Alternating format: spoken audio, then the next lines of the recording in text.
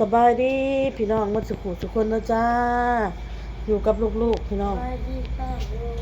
เอาตัวปิดนะคะคนในลุงส่งพี่น้องไปลุงเพิด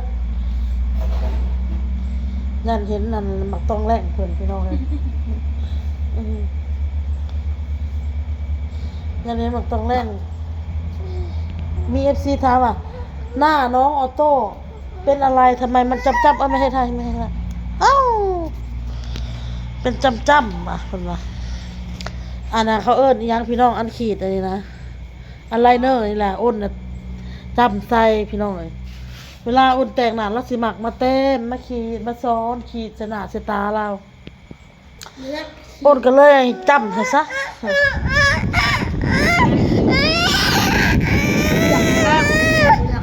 เอาตกน้องน็อตก็มาเล่นเลยพี่น้องมาเล่นน้ำตะเวนพุ่นน่ะเป็นหยังลูกเป็นหยังมามั่งแม่เฮ็ดให้มาเด้ได้เลยฝากติดตามช่องเมน้อยของบ่าวยอดนี่เด้ เพิ่นมาเล่นน้ำพี่น้องเลยเอาโต้น้องบอลกับนอนหากระตื่นฮ้อนฮ้อนแบบจักบ่จักแน่สิเว้าพี่น้องเลยฮ้อนแบบบ่มีอันหยังลมบ่มีแรงบ่มีหยังเงียบเดี๋ยวพี่น้องเลยบ่าวเต้เพิ่นสิออกมาเด้อพี่น้องเด้อมื้อนี้เพิ่นได้เงินเนาะพี่น้องเนาะเพิ่นได้เงินเดือนได้เงินประมาณ2 ล้านเฮ็ดเวียกสิไปมื้อเฮ็ดให้น้องได้เลยหูเลยมันหูผัดเศร้ามันหูผัดเศร้าพี่น้องจะเป็นเจ้าโตพี่น้อง แล้วใครมันถูกไหมว่าตลอดเลย ตู้ตัวกระเซแล้วหมุนไปหมุนมาแล้วกระเซแล้วมัน เท่แต่ว่าหมอกว่าหมอกเขาไปนอนอยู่พยาบาลอันนี้อันนี้กระเซเลยได้เงินเดือนแล้วนี่หมุนแล้วก็ย่างเซอย่าเฮ็ดลูก อย่าเด้อโตปีแน่มันโมโห ได้เงินเดือนแล้วสิออกมาสิเอาเงินมาให้เมียเพิ่นเว้าค่ะ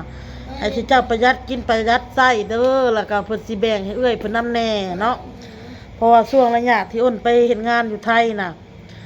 ป้ากับย่าน่ะเป็นคนซื้อนมซื้อเพิ่นให้อ้นก็เลยว่าให้เจ้าน่ะจดไว้ให้แม่จกเท่าไรให้เอื้อยจกเท่าไรให้เจ้าจดไว้เขาได้เงินในคำแล้วก็ทดแทนเพิ่นเนาะพี่น้องเนาะส่วนที่เหลืออยากให้เพิ่นก็แล้วแต่ส่วนที่เหลือแบบคือต่างหากนะพี่น้องต่างหากนอกจากนมจากจู้อยากให้เพิ่นแล้วก็แล้วแต่เนาะพี่น้องเนาะ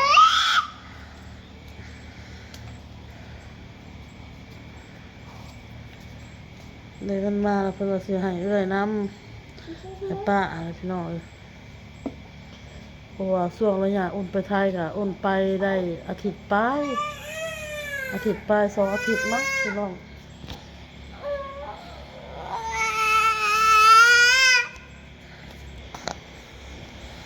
เจ้าสาเหตุอะไรพี่น้องเอ้ยอันนี้มันโมหุ่งนี่อันนี้มันมอดนี่จะให้น้ำตา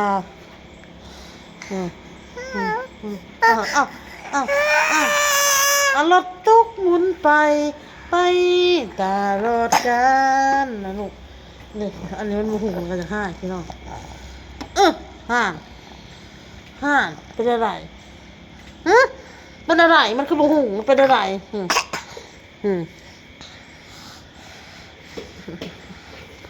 เบิ่งเอาโตพี่น้องหน้า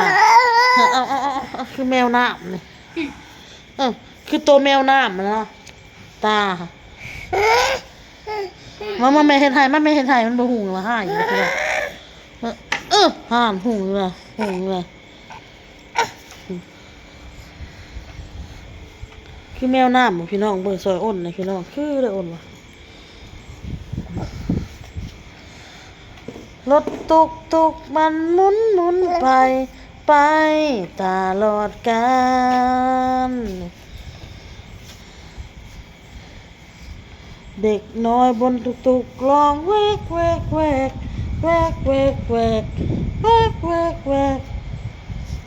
เห็นอะไรโตเห็นไหมไม่เห็นอะไรลูก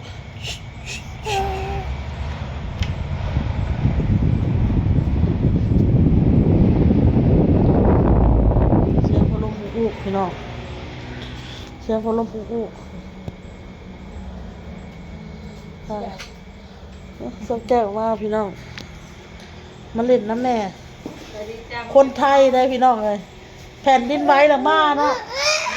แผ่นดินไหวละมาเนาะเอาเห็ดให้น้องดีกว่าหนังเสืออยู่อ้ายก็ได้มาเดี๋ยวไว้เอาเลย ใช่ไม่ได้ ว่าเอิ้นใส่เห็นบ่ว่าเอ๊ะ ไทย เอ้าเอิ้นเพิ่นว่าโอ้บ่ได้เจ้าอ้วนให้ได้ก่อนอยู่นี่ตุ้ย ตุ้ย นัก บ่ กว่าคุณเก้าโล บ่ตุ้ยที่โซแก้วคอยเบิ่งเจ้าสุซ้ำเก่าธรรมดา น้ำหนักข่อยขึ้น เอาซ้ำเก่าอดเบิ่งค่ะ น้ำหนักขึ้น9กิโล บ่ซ้ำเก่าเท่าแก้วเลย บ่แล้วอันซ้ำข่อยมาตอนนั้นน่ะบ่ก็ซ้ำเก้าอันนั้นเสือแต่ต่อเข้าไปตอนนั้นน่ะนะกับตอนนี้น่ะตอนนั้นน้ำหนัก ก็รู้สึกว่าขึ้นมาแค่น้อยเดียว ตอนนั้นน้ำหนัก52ตอนนี้61แล้วจ้ะ บ่ อ้วนอยู่ยากกินยากขนาดเลยนี่นะคนบ่เคยอ้วนเลยได้ซะคนเขาว่าอ้วนอย่างนี้เนี่ย บ่แต่ว่าจะอ้วนติธรรมดากว่า จะเบิ่งนางนี่สิอ้วน ธรรม นางนี่ออกนี่พี่น้องหัวเขาบอกเขาต้มมัด3ท่อนแล้วแล้วว่าอีหยังสิขอยฮู้บ่ ไม่ใช่ไอ้ใช่ อีหยังให้แก้ม ไอ้ใช่ มาเห็นไทยปะเอาหมุนละหมุนละเซ่ละข่อยจะแต้มมานะอันไรเนอะใส่ แล้วมาฮอดพี่น้องแผ่นดินไหวกับบริญาตดอมอยู่ไก่ บ่ได้ฮอดจะบ่ ฮอดมันไก่ บ่ มือข่อยแผ่นดินไหวนะคนน่ะเว้าข่อยน่ะเป็นลมสะอ้นข่อยยืนล่างเงินโมอันไอ้ผัวข่อยอยู่เขาเปิดน้ำเต็มอ่างแบบเจ้านี่แหละอ่างมันลึกเนาะล่างหมอล่างถั่วนาเตาให้ผัวข่อยนะตีนวิดพื้นหัวทิ่มลงอ่างข่อยผัวข่อยแล่นมาเอาเป็นหยังล่ะว่าเป็นหยังเบิ่งข่อยว่าหมุนอยู่ผัวข่อยก็หงายหลังแล้วน่ะสะอ้นพ่อข่อยเป็นหยังข่อยตายแล้ว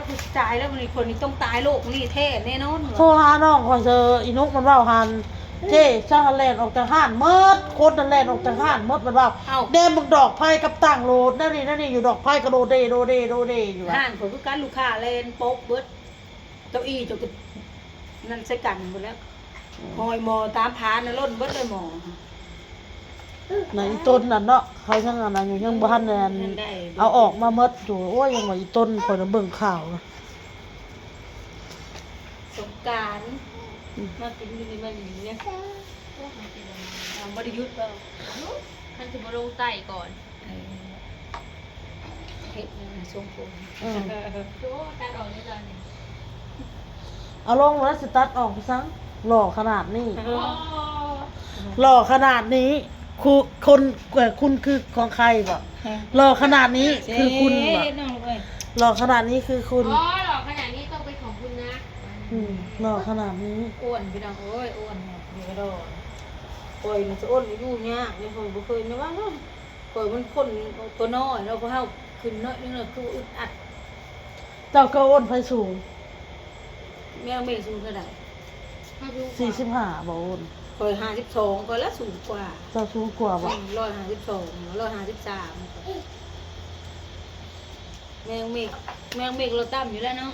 เราต่ำกว่าเจ้าแต่น้ำหนักเรา50ปลายนึงนะคะ บ่ 58โลบัดคือบ่คือเรานั่นเนาะคือว่าเราอ้วนเนาะ50ปลายโลเนาะ คอย61นี่ติดมื้อนี้ก็ติดอยู่หน้าเซเว่นนี่หน้าเซเว่นนี่ นี่เถอะ เฮ็ดให้น้องนี่ เขา เนาะ ก็มีจะสร้างให้เหยียบยืนจะเฮ็ดซะ บอกไม่คอยเขาใกล้เงื่อนอะไร 2พันกี เอาพี่น้องคลิปนี่ก็ไปก่อนนะพี่น้องเด้อมีซะนั่งเล่นเจ้าแก้วเพิ่นเอานี่มาให้ นี่ได้สักบ่วัดดีค่ะ หลับ บายดี ตา วัดดีค่ะก่อนบายดีป้าลุงมาดูลืมแล้วเว้าลูกเว้าบ่ดูค่ะบายดีจ้าเว้าดูลืมบอกเลยเด้อคนจอยนี่พี่น้องโอ้ยลืมจอยใช่มั้ย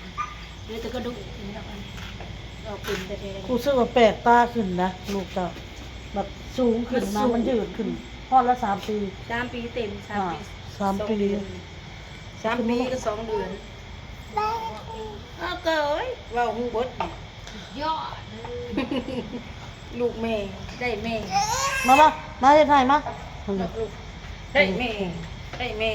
ได้ไงได้ ไปเลยเด้อพี่น้องไปเลยเด้อบ๊ายบายบ๊ายบาย อ่